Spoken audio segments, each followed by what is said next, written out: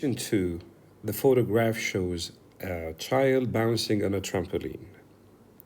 The box lists some types of energy: chemical, elastic, gravitational, kinetic, thermal. The passage describes the process of bouncing on the trampoline. Use words from the box to complete the passage.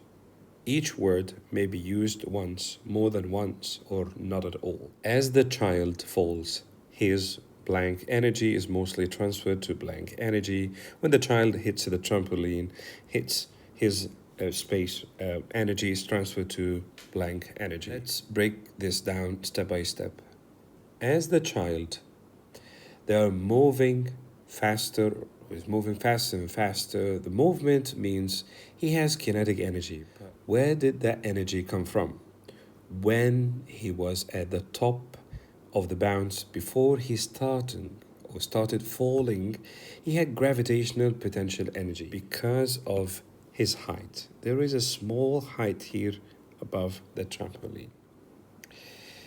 So as the child falls, so his gravitational energy, and this is the first blank, gravitational energy, is being converted or mostly transferred to kinetic energy.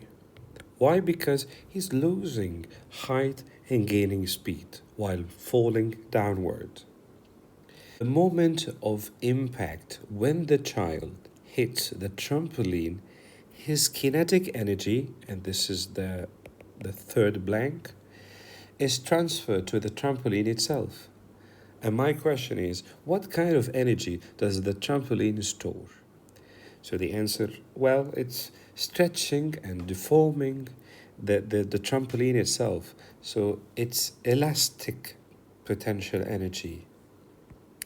And this elastic already as a potential energy stored inside, think of it like a compressed spring. For section B, trampolines have springs that stretch and compress, and the student investigates a spring to see if it obeys Hooke's law. She measures the extension of a spring for a range of different stretching forces. Describe how the student could measure the extension of the spring. I took a screenshot from the internet, this one for the trampoline, and these are the springs. So let me break it down each marking point. First, we try to measure an initial length. And what length exactly? This one is the length of the spring before adding any weights. You might also call this as original length or the distance from the bottom of the spring.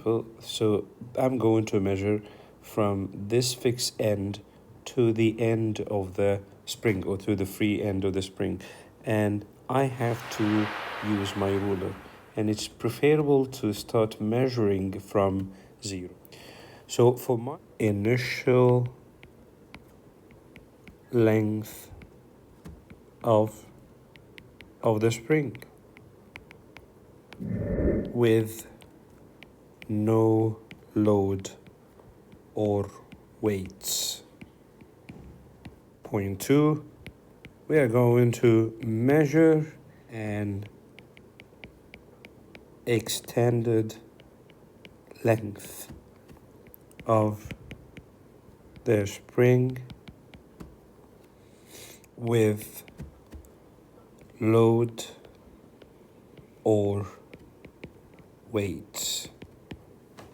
So for mark point 3, I would say extension equals to the extended length minus original length. I told my students, if the extension is x, so the extended length is L minus L0 when there is no applied force or load. One of the important, or the most important keyword here, I'm using the word measure. I didn't say calculate, okay? Because I have to use a ruler. So I already get the 3 marks, but if I want to make sure that I'm convincing the examiner I deserve full mark in this question. So here, I'm going to use a ruler, and it's a simple, but mentioning it is really important. If you're feeling fancy, you could say using caliper, which is even more precise. This is the Werner caliper, which makes you uh, more fancy and give you a precise answer. So for marking point 4, use of a ruler to measure all length. For marking point 5, this is where you can really shine. It's a kind of detail to improve the quality of measurements taken. The mark scheme gives here some great examples. For example, marking the spring with a pen or marker. You can make a mark here, okay, using a pen or marker, at least that you show there is a kind of at the free end, there's a marking point that is going to be like kind of a second reference when the spring is stretching. Or take measurements from the same points on each spring. Each time use a fiducial marker. It's kind of fancy for a clear mark on the spring to help you measure consistency, but my students, so they might not get what is the fiducial mark. The right side here, there is a ruler and a spring and weight, clamp stand, and there is a pointer here, which is the fiducial marker. I can add this fiducial marker, quite light, is not heavy, and this one, it's to improve the accuracy and precision of the length measurements. By the end of this section, I already achieved 3 out of 3. Double I, the student finds that the spring does obey Hooke's law. Sketch a graph of her results on the axes. On the y-axis, we have extension, the x-axis is force.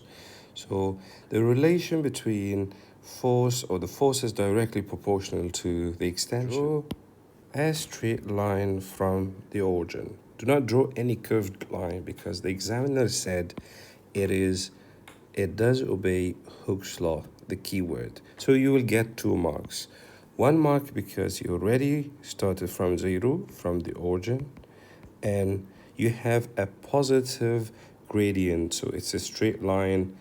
And remember the formula, which is F equals kx, so F directly proportional to x, which is displacement.